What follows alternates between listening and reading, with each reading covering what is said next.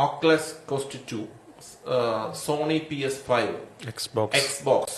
ഞാൻ ഇത് എന്റെ മോന് മേടിച്ചു കൊടുത്തപ്പോൾ ഞാൻ അവനോട് പറഞ്ഞത്, നീ ഉഴപ്പരുത്, ഞാൻ ചെയ്തത് തെറ്റാണോ ശരിയാണോ മറിയത്തിന്റെ കാഴ്ച.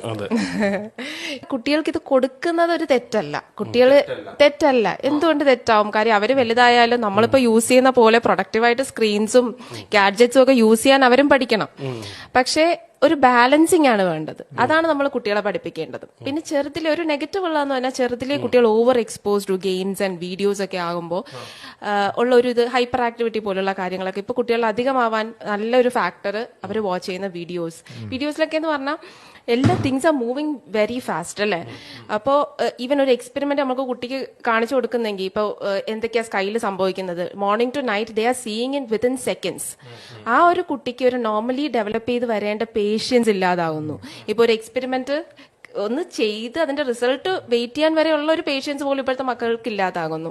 അതിന്റെ ഒരു മേജർ റോള് അവർ വാച്ച് ചെയ്യുന്ന വീഡിയോസിനും ഈ പറഞ്ഞ ഡിസ്ട്രക്റ്റീവ് ഗെയിംസിനും ഒക്കെ ഉണ്ട്.